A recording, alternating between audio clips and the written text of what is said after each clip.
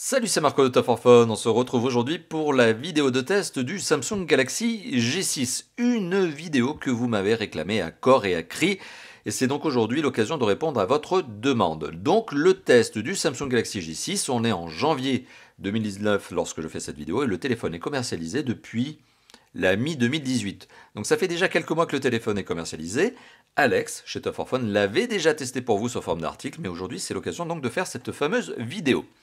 Le prix, j'insiste bien sur le prix parce que c'est un critère qui est très important et qu'il faut prendre en considération pendant l'analyse d'un téléphone. C'est un téléphone qui est commercialisé au prix maximum de 199 euros. On arrive à le retrouver aujourd'hui, notamment grâce à notre comparateur de prix. Je mettrai le lien en commentaire, en description et en annotation de cette vidéo. On arrive à le retrouver aujourd'hui aux alentours de 160 euros. Donc le prix a son intérêt puisque forcément on ne demande pas à un mobile à 160 euros la même chose que ce que l'on demande à un mobile vendu 200, 300, peut-être même 600, voire même 1000 euros. Donc forcément, le prix a son incidence sur ne serait-ce que les performances du téléphone, et vous allez le comprendre effectivement ici, eh bien ça a un poids assez conséquent. Le Samsung Galaxy G6 que vous voyez tout de suite devant vous, c'est la version Europe, European SIM Card Only pour le déverrouiller, c'est bien le cas. Ce téléphone existe en plusieurs déclinaisons, en fait il y a, on va dire, une déclinaison par bloc continental. Et en gros, il y a deux déclinaisons réelles sur le marché, c'est-à-dire les spécifications ne sont pas les mêmes. On y reviendra tout à l'heure, on reparlera notamment de ces spécifications qui sont notamment la mémoire vive et la mémoire de stockage. Ici, on est sur la version qui est de la version, pour être tout à fait précis, SMJ600FNDS. Donc c'est la version que l'on retrouve notamment en Europe, mais pas que. 3 Go de RAM, 32 Go de ROM. Mais on reviendra là-dessus tout à l'heure. Alors la première partie de cette vidéo, une vidéo qui risque de durer quand même quelques dizaines de minutes, puisqu'on prend le temps, Château for Fun, de détailler les téléphones. La première partie de cette vidéo, c'est le look. Le téléphone est ici décliné dans sa version noire. Ce téléphone est aussi décliné en d'autres coloris, puisqu'on le retrouve non seulement en noir, on le retrouve également en bleu argent, bleu argenté, et en or. Voilà, donc il y a 3 déclinaisons couleurs. C'est un mobile qui, je le trouve, présente très bien. Et c'est sans doute d'ailleurs l'une des forces de ce téléphone, c'est son look. Samsung sait faire des téléphones qui sont classe, qui sont élégants, qui sont beaux, alors que le téléphone ici n'est pas construit en métal. Alors pourquoi je vous dis ça? Parce que oui, on a un look, on a un style effet métal, on dirait presque un aluminium peint, teinté dans la masse. Oui, certes, mais c'est du plastique. Mais c'est du plastique très convaincant parce que le look est vraiment très séduisant. Il est bien pensé ce téléphone.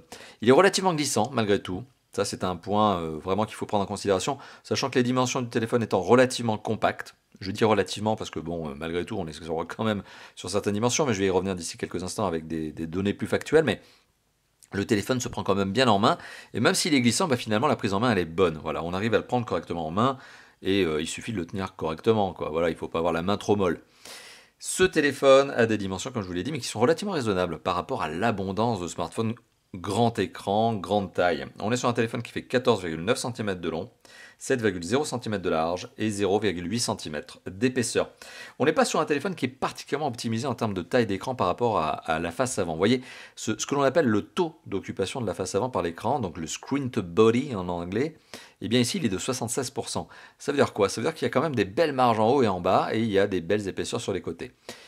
Les téléphones aujourd'hui qui sont les plus optimisés sont généralement entre 82 et 92%. 92% c'est l'apothéose, on n'a quasiment pas de bordure, le téléphone est hyper optimisé en termes d'encombrement.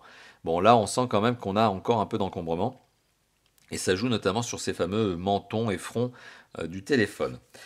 Reste que c'est quand même un téléphone qui présente bien, ça je vous l'ai indiqué il y a quelques instants. Je trouve le look réussi. Si on fait le tour du propriétaire, qu'est-ce que l'on retrouve? Sur sa face avant, un écran de 5,6 pouces, sur lequel je reviendrai d'ici quelques instants, parce que ça aussi c'est un point fort de ce téléphone.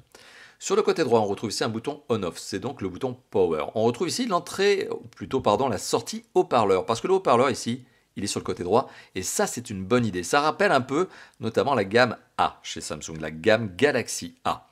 En dessous du téléphone, on retrouve le fameux mini jack, il n'a pas été supprimé, il est bien là, le connecteur micro USB. Sur le côté droit, on retrouve, et ça aussi c'est une bonne nouvelle, on retrouve deux slots.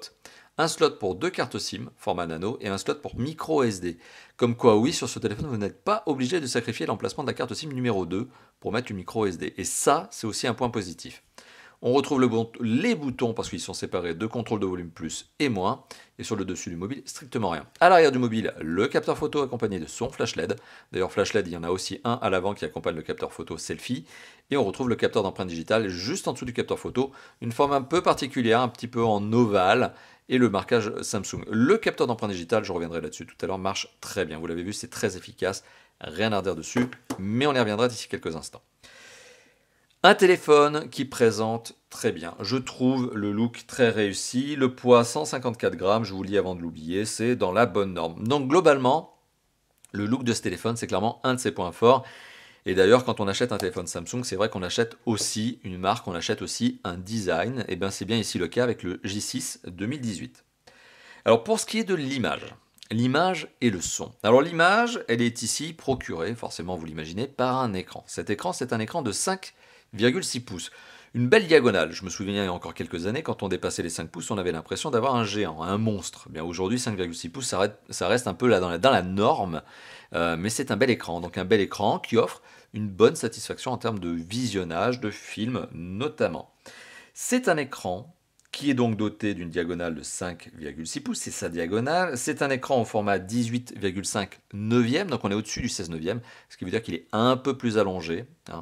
Et donc forcément, quand vous regardez une vidéo 16 neuvième, soit vous étirez la vidéo 16 neuvième et vous perdez un petit peu d'informations, ou au pire vous distordez un peu l'image, soit vous restez avec deux bandes noires de part et d'autre de l'écran pour rester sur un format 16 neuvième. C'est un écran Super AMOLED. Là aussi, c'est une des forces de ce téléphone, c'est que Samsung a mis ici, sur ce J6, un écran Super AMOLED, sachant que Samsung est très connaisseur des écrans Super AMOLED parce que c'est eux qui les fabriquent. Donc on est sur un écran Super AMOLED qui est doté d'un excellent contraste infini, parce que c'est la technologie Super AMOLED qui veut ça, et qui est doté aussi d'une excellente luminosité, alors que d'habitude, les Super AMOLED ne sont pas forcément les meilleurs sur ce point-là. Ici, on arrive à accrocher les 570 nits, c'est quasiment le score d'un haut de gamme. Donc on est sur un écran qui a un beau contraste et une belle luminosité. En termes de netteté d'image, alors c'est là où on est un petit peu en retrait par rapport à ce que peut proposer la concurrence à l'heure actuelle. On est sur un écran qui est un écran HD+. Alors c'est pas du Full HD+, et c'est sans doute mon point, le principal point que j'ai reproché à ce téléphone. Allez, l'un des points. Pas le principal, mais l'un des points, parce que si on modère un petit peu mon propos, et on va comprendre pourquoi je vous dis ça, mais globalement, ce téléphone a une belle qualité d'image, ça vous le comprenez, mais cet écran aurait mérité d'être un Full HD+, parce que la concurrence propose des écrans Full HD+. Et c'est là aujourd'hui où ça m'agace un petit peu sur ce téléphone. Donc on est sur une résolution qui reste malgré tout acceptable, on est sur du HD+, donc c'est 1480 pixels, donc sur la longueur, là vous le voyez, par 720 pixels. La densité de pixels, donc ce qui permet d'avoir une netteté d'image, plus le score est élevé, plus l'image est nette. On est à 294 pixels par pouce, donc on est très proche des 300 que l'on estime nécessaires pour ne pas les voir à l'œil nu. Donc on va dire qu'on est dans le bon score de netteté, mais on aurait aimé avoir un effet waouh supplémentaire grâce à du Full HD. Au niveau du son, le haut-parleur, vous l'avez compris, il est sur le côté droit, donc ce qui est vraiment un bon point, parce que quand vous le prenez en main, globalement, vous n'êtes pas censé l'étouffer, le son. Donc c'est quand même un bon point, même quand vous êtes en gaming, quand vous faites du jeu 3D sur ce téléphone, eh bien non, vous n'étouffez pas le son du haut-parleur. Un haut-parleur d'ailleurs qui donne un son relativement bon, de bonne qualité, même quand vous le poussez au maximum, sachant que le maximum se trouve entre 100 et 110 décibels à la sortie, dans les 80 quand on est à 30 cm de loin, c'est pas mal.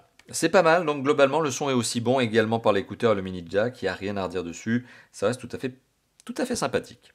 Au niveau des performances, alors c'est sans doute les performances qui me font dire que ce téléphone, eh bien, il est en retrait par rapport à la concurrence. Alors vous l'avez compris, il y a le Full HD. C'est déjà un premier point qui m'agace un peu. Le deuxième point qui m'agace un peu, et ça vous le voyez ici, c'est le score en toutou. On est à 62 678 points. C'est un score qui est quand même en deçà de certains concurrents qui sont proposés en ligne frontale, notamment, et je vais les citer, des Xiaomi. Xiaomi propose des téléphones qui sont à 120 000 points pour le même prix, qui sont donc plus performants. Alors, c'est pas que c'est catastrophique sur ce téléphone, on arrive quand même, y compris, on arrive à faire du jeu 3D. On arrive à faire du jeu 3D comme PUBG mobile. Sauf que le niveau de qualité graphique sera plutôt teinté vers le faible. Donc globalement, on arrive à faire tourner des grosses applications, on arrive aussi à faire tourner des gros jeux 3D à la mode, ceux qui viennent de sortir. Mais ces gros jeux 3D, eh bien, ils seront en qualité graphique faible. Sinon, vous n'avez pas d'image fluide. Sinon, vous allez voir le téléphone galérer pour vous mettre une netteté d'image et une fluidité d'image. Bon, Voilà, donc globalement, c'est un téléphone qui s'en sort, mais on aurait aimé quand même qu'il soit plus performant. C'est pas une catastrophe, mais c'est là où le bas blesse. La concurrence est hyper énervée, elle propose plus performant. Et c'est des performances qui sont un peu en retrait parce que les composants qui sont dans ce téléphone sont des composants eh bien, qui sont peut-être un petit peu datés ou en tout cas qui ne sont pas vraiment au goût du jour. On a d'abord, on va le voir ici, un Samsung Exynos 7870. Samsung Exynos, eh bien oui, c'est les processeurs made by Samsung. Samsung est fabricant des processeurs Exynos. C'est leur processeur. Eh bien ici, vous avez donc un Exynos 7870. Alors ce processeur graphique, ce processeur de calcul, donc le CPU, c'est un 8 cœurs 1,6 GHz, un peu faible par rapport à la concurrence aujourd'hui. Heureusement, le processeur graphique qui va avec ce processeur n'est pas si mauvais. Le Mali T830 MP2. Et c'est ça qui permet à ce téléphone de s'en sortir finalement dans les jeux 3D, même en qualité graphique faible. Certes, il faut faire des concessions, mais heureusement que ce processeur graphique, eh bien, il est un peu meilleur que ce que l'on aurait pu attendre. Voilà, donc ce couple-là, finalement, eh bien, il arrive à faire des jeux 3D. 3 Go de mémoire vive, ce qui est largement suffisant pour ce téléphone finalement, puisque vous faites du multitâche et du multifenêtre sans aucun problème. Et en termes de mémoire de stockage, parce que ça aussi c'est intéressant, eh bien on a 32 Go de mémoire de stockage revendiquée par le constructeur. Oui, c'est vrai. D'ailleurs, si vous allez sur le site de Samsung, ils écrivent 32 Go et en plus, ils sont totalement honnêtes puisqu'à côté ils vous mettent entre parenthèses la valeur restante après la mise à jour, en tout cas le premier démarrage du téléphone, à savoir 22,6. Donc selon Samsung, sur les 32 Go que vous avez dans ce téléphone, et oui, il y a bien une puce avec 32 Go de RAM, de mémoire, de ROM, et bien lorsque vous allumez le téléphone, il est censé n'en avoir plus que 22,6. Oui, je veux bien les croire, sachant que de toute façon, après les premières mises à jour du téléphone, c'est-à-dire le système d'exploitation, les applications natives, eh bien vous tombez à 21. Donc voilà, il vous reste 21 Go de mémoire d'espace disponible pour installer vos jeux et vos applications. La micro SD ne permet pas d'installer les jeux et les applications. C'est dommage, mais c'est comme ça. Après, d'un autre côté, avec 21 Go, normalement, vous êtes à l'aise. Voilà, donc en termes de performance, je vous ai donné mon avis. J'en reparlerai sûrement en conclusion, mais bon, je suis assez tranché sur le sujet. En connectivité, eh bien, on est sur quelque chose de complet. Alors la connectivité de ce téléphone, complet, certes, mais encore une fois de plus, avec un petit bémol. C'est ça le truc de ce téléphone, c'est que globalement, eh bien, globalement, on a des bonnes choses. Alors, je vais essayer d'arrêter de cliquer n'importe où. Globalement, on a des bonnes choses. Bon, ça n'a absolument aucun intérêt finalement pendant la vidéo, mais globalement, on a des bonnes choses. C'est-à-dire qu'on est sur un téléphone qui est 4G LTE, catégorie 6, donc il est capable de télécharger à 300 Mbps, c'est-à-dire à peu près 2 fois plus que ce que votre opérateur en France ne vous donne pour le moment. Et il envoie 50 Mbps par seconde. C'est aussi à peu près ce que vous donne votre opérateur en France en ce moment. Donc la 4G est surdimensionnée par rapport à ce que, vous l'avez compris, votre opérateur peut vous donner à l'heure actuelle. C'est un téléphone qui est doté aussi, bien sûr, des fréquences nécessaires pour la 4G, donc B1, B3, B7, B20, pas de B28. Mais la B28, elle est encore peu utilisée en France, donc à la rigueur, on dira que c'est pas un manque. C'est normal d'ailleurs, même les grosses marques aujourd'hui oublient cette fameuse B28. Rassurez-vous, ça n'a aucune incidence finalement sur votre usage quotidien. Le téléphone est doté du Wi-Fi, BGN, donc on n'a pas de A et on n'a pas de AC, c'est un peu dommage, mais ça c'est des normes qui sont généralement utilisées par les moyens et haut de gamme, pas très grave encore en soi, on va tolérer la chose. On est sur du Bluetooth 4.2, là encore une fois de plus on va tolérer la chose, ça va, 5.0 ok d'accord, mais 4.2 ça marche très bien. GPS, oui, il y en a un, une puce GPS, mais qui fait aussi AGPS, donc c'est-à-dire qu'il utilise les réseaux satellites, certes, mais aussi les antennes Wi-Fi et les antennes cellulaires pour accroître la précision de localisation. À côté de ça, cette puce GPS, elle utilise aussi le réseau de satellites russe qui est GLONASS et le réseau de satellites chinois qui est BDS. Pas de Galileo, qui est le réseau de satellites européen, pas exploité ici, ce qui est assez étonnant d'ailleurs parce que le téléphone il est bien fait pour l'Europe, et pas de réseau japonais, mais de toute façon le réseau japonais il n'est valable qu'au Japon. C'est comme ça, c'est une particularité du réseau satellite japonais, le QZSS. Ce téléphone est doté du NFC, donc vous pouvez vous en servir notamment pour utiliser votre titre de transport dans les métros qui sont affectés, qui ont cette possibilité-là, payer par exemple avec votre compte bancaire ou votre opérateur avec le NFC, etc. etc. On remarque qu'on a ici aussi un micro USB qui vous permet d'installer de la mémoire supplémentaire, installée entre guillemets, grâce à ce genre de clé supplémentaire. Voilà, donc une clé qui vaut dans le commerce une dizaine ou une vingtaine d'euros en fonction de la mémoire que vous choisissez. On a parlé de plein de choses, mais c'est pas fini, parce que sur la connectivité, il y a quand même des manques. Alors non seulement les performances, elles sont, on va dire, en deçà de ce que propose un certain nombre de concurrents, mais en prime, il y a un certain nombre d'aspects qui sont en retrait. Notamment, si ce téléphone est doté d'un accéléromètre, c'est pratique pour les jeux justement qui se conduisent comme ça, eh bien le téléphone n'est pas doté d'un gyroscope. Donc pas de réalité augmentée, pas de réalité virtuelle, ça vous l'enlevez. Et puis, un dernier drame quand même, il manque la boussole sur ce téléphone, ce qui à mon avis est quand même une hérésie en l'année 2018-2019. Avoir un téléphone aujourd'hui vendu à ce prix-là qui n'a pas de boussole, eh bien pour moi c'est une bêtise. Et alors c'est une bêtise pourquoi? Parce que lorsque vous êtes en GPS justement, eh bien le GPS ça vous sert à vous dire où vous êtes, mais lorsque vous êtes à pied par exemple, c'est surtout dans ce cas que ça va être pénible, lorsque vous êtes à pied que vous utilisez votre GPS, eh bien comme le téléphone ne sait pas dans quel sens vous êtes, eh bien vous allez devoir commencer à marcher pour que votre téléphone vous dise dans quelle direction aller. Il manque la boussole et c'est une hérésie sur un téléphone vendu en 2018-2019. C'est à mon avis voilà, un manque absolument étonnant, absolument incroyable. Au niveau du capteur, parce que quand on parle de connectivité, il y a aussi les capteurs. On a le capteur d'empreinte digitale, alors là pour le coup rien à redire. Rien à redire. La forme est étonnante, comme je vous l'ai dit tout à l'heure, mais il est efficace, il marche bien, il se déverrouille bien, rien à redire.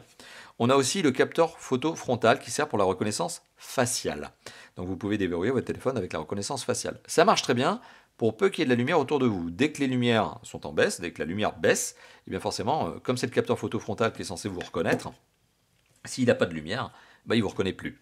Voilà, mais sinon lui aussi marche bien. Alors au niveau de la connectivité, on va aussi parler du DAS. Le DAS, c'est le débit d'absorption spécifique. C'est ce qui permet de savoir si le téléphone émet beaucoup ou pas d'ondes quand vous l'utilisez. En tout cas beaucoup ou peu, parce que pas, c'est pas possible, sauf si vous le mettez en mode avion. Ce téléphone a donc un DAS de 0,809 watts par kilo à la tête. Bon, au corps, il y a un autre score, c'est deux scores différents, c'est les normes qui valent ça. À la tête, c'est celui que je viens de vous indiquer. Au corps, c'est 1,568. Plutôt élevé au corps. Reprenons celui de la tête. 0,809. C'est un score, on va dire, plutôt dans la tendance haute aujourd'hui en 2018 et 2019.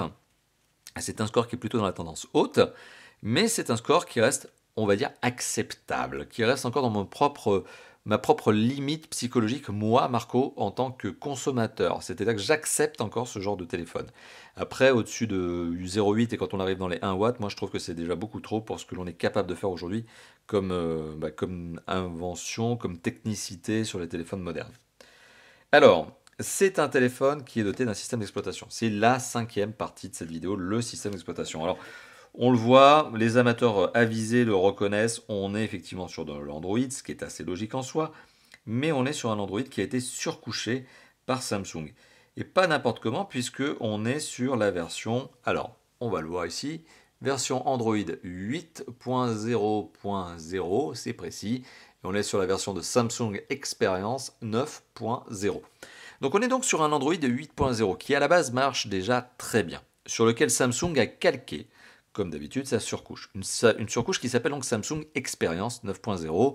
Précédemment, c'était TouchWiz. TouchWiz a disparu depuis bien longtemps maintenant, et c'est pas plus mal, parce que cette nouvelle surcouche, elle est devenue extrêmement légère. En tout cas, beaucoup plus légère que ce que n'était TouchWiz, même si TouchWiz avait évolué. Donc qu'est-ce que ça veut dire? Eh bien, en termes d'ergonomie, on est déjà pas mal, c'est léger, c'est fluide. En termes de navigation, bon, vous l'avez vu, facile. En termes de design, c'est coloré, c'est vif, c'est d'autant plus agréable que l'on a un écran Super AMOLED qui peps vraiment au niveau des couleurs. Donc elles sont vives, saturées, c'est un style, ça plaît ou ça ne plaît pas, mais en tout cas, en général, ça plaît plutôt d'avoir des couleurs saturées, notamment sur les icônes. Les icônes ont été retravaillées. Et après, on a la partie applicative, c'est-à-dire qu'on a aussi du fonctionnel, on a de l'applicatif supplémentaire apporté par Samsung. Alors, dans le menu paramètres, on retrouve des petites choses supplémentaires. Je ne vais pas m'étendre trop longtemps sur le système d'exploitation parce qu'on peut faire des vidéos entières sur les systèmes d'exploitation. Mais on est sur un Android qui finalement ne vous décontenancera pas trop par rapport à un Android standard. Il y a des petites choses en plus, et il y a du design et de l'ergonomie en plus. Ce qu'on remarquera, c'est que notamment, de base, Samsung a un partenariat, mais ça fait déjà très longtemps, avec Microsoft, ce qui fait qu'on retrouve toutes les applications, on va dire, de base. Oula, petit focus de la caméra quand même, là, ça serait pas mal. Hein. Oh, focus de la caméra, là? Non? D'accord, bon. Tu veux pas, tu veux pas. Donc, il y a du Word, il y a du Excel, du PowerPoint, il y a du OneDrive, il y a du LinkedIn, parce que vous le savez, LinkedIn a été racheté par Microsoft. Il y a aussi le fameux Google. Alors, on a du Google, avec toutes les applications Google, mais ça c'est normal parce qu'on est sur Android avec le pack d'applications Google, et on a des applications Samsung qui globalement n'apportent pas grand chose au truc. Galaxy Apps qui est en fait on va dire une sorte de Play Store optimisé, pour vous avec des conseils de Samsung. Samsung Health, qui est une application sportive qui va vous donner des recommandations. Bon, comme j'ai réinitialisé le téléphone, il n'y a pas grand chose à voir. Internet, qui est un browser, un navigateur comme on dit. Internet qui remplace Chrome, mais il y a déjà Chrome. Mes fichiers qui vous permettent de naviguer au sein de la mémoire de votre téléphone, de la micro SD et de la clé USB. Vous avez aussi email. Alors l'application email pour le coup elle est bien faite je trouve, vous permet tout simplement de gérer vos messages email. Enregistreur vocal, ce qui est un magnétophone. Voilà, tout simplement. On va essayer de sortir de là, merci. Et puis on a Samsung Things. Bon, ok, d'accord. Voilà, on va ignorer la vidéo parce que sinon on va se prendre un strike, vous allez voir, ça serait ridicule. Voilà globalement la surcouche justement de ce système d'exploitation. On est très loin aussi, hein, comme je vous le disais il y a quelques instants, de TouchWiz. TouchWiz, c'était mais abondance, profusion d'applications, la mémoire de stockage du téléphone était divisée par deux rien qu'au premier démarrage parce que il y en avait partout. Bon là c'est quand même beaucoup plus léger et c'est quand même aussi beaucoup plus agréable. Voilà, donc on a fait le tour du système d'exploitation. On va donc maintenant arriver à l'usage. Alors vous l'avez compris, c'est un smartphone qui fait tout ce qu'on demande à un smartphone.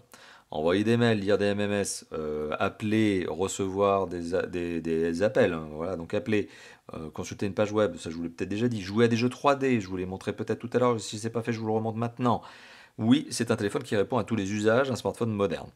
Il y a deux aspects aussi sur lesquels les téléphones aujourd'hui se distinguent. Il y a la qualité photo. Alors, on est sur un appareil photo, 13 mégapixels au dos. Un 13 mégapixels qui a un autofocus, qui se positionne plutôt rapidement. Voilà, avec une application photo qui est plutôt optimisée. Donc là aussi, plutôt correct. Correct parce que en termes de qualité photo, j'ai quand même vu nettement mieux à ce niveau de prix. Enfin, nettement mieux. En tout cas, il y a mieux. Mais quand même, ça offre des photos qui sont correctes. Voilà, franchement, les photos qui sont prises avec le capteur dorsal, il n'y a pas de critique à faire, quoi. J'aurais peut-être mérité un peu plus de netteté au niveau de l'image, un peu plus ce fameux sentiment de crispy, un peu plus net, un peu plus découpé au niveau des éléments.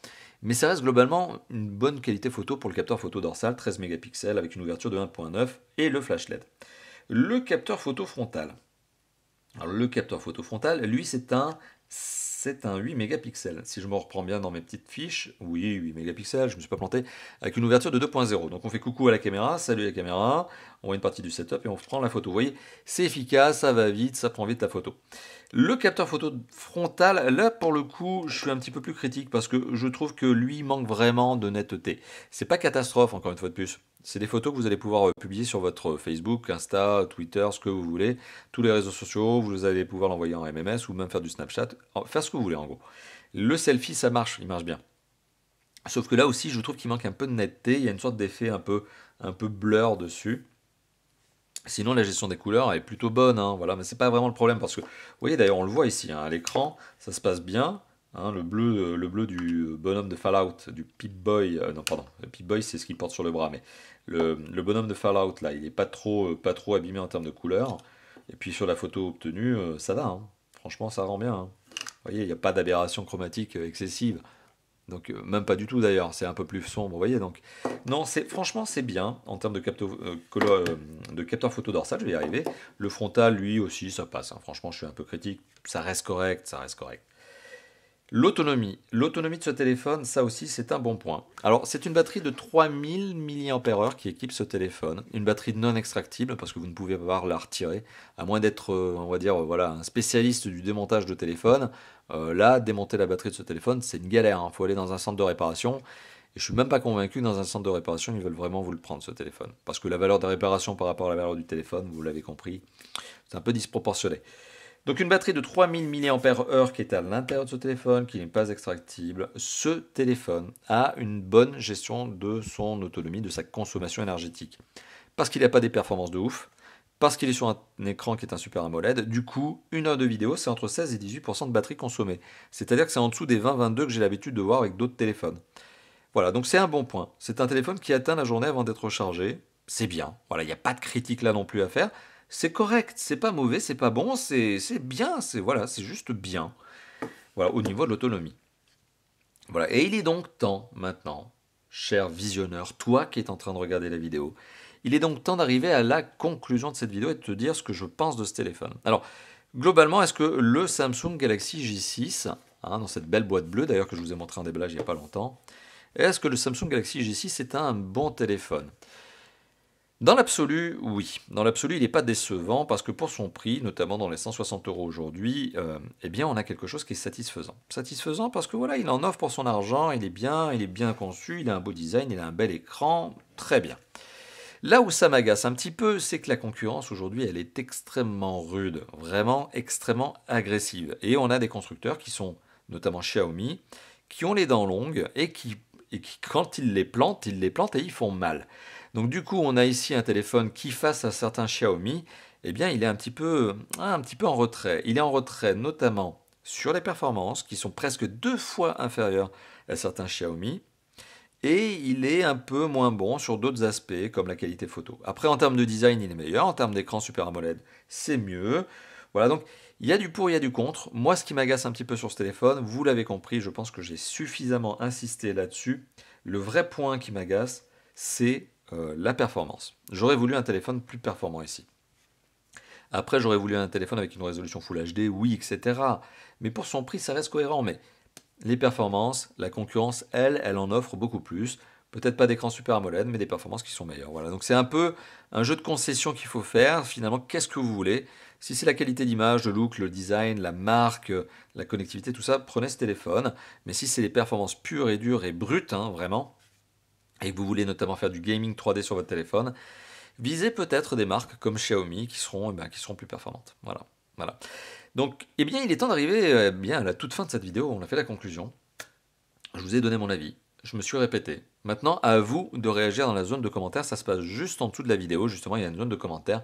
Lâchez-vous, que ce soit sur YouTube ou sur le site de Tough for Fun. Justement, cette zone de commentaires, elle est là pour vous. Moi, j'ai envie de vous voir réagir parce que voilà, on est dans un échange. Je vous ai donné du temps. Vous m'avez donné votre temps en regardant cette vidéo. Maintenant, dites-moi ce que vous pensez de ce téléphone. Est-ce que vous l'avez? Vous l'avez peut-être, ce téléphone. Vous êtes peut-être déjà utilisateur de ce téléphone. Eh bien, donnez-moi votre avis en dessous, justement, de cette vidéo dans la zone de commentaires. Si la vidéo vous a plu, vous le savez, il y a un truc qui aide énormément les youtubeurs, c'est le petit pouce bleu. Lâchez ce like, quoi, sincère. Quand vous aimez une vidéo qu'un youtubeur vous a fait, je ne parle pas que pour moi, c'est le petit pouce bleu qui est là, lâchez-le. Enfin, vous pouvez aussi vous abonner à la chaîne YouTube. C'est un bouton qui s'appelle plus un abonnement. Voilà, vous cliquez dessus, là c'est en bas à droite de la vidéo. Vous cliquez dessus et hop, vous êtes abonné à la chaîne YouTube. C'est cadeau, c'est gratuit. Et vous voyez, vous serez informé de toutes les vidéos du bonheur de Tough for Fun qui sont à venir. Voilà, encore une fois de plus, je vous remercie d'avoir vu cette vidéo. N'hésitez pas, lâchez-vous dans la zone de commentaires et on se dit à très bientôt pour d'autres vidéos, comme toujours. Hein. D'autres vidéos d'ailleurs, tiens, allez, un petit peu de teasing. Hein, ah bah tiens, ah bah oui, une autre vidéo. Allez, à bientôt. Ciao, ciao.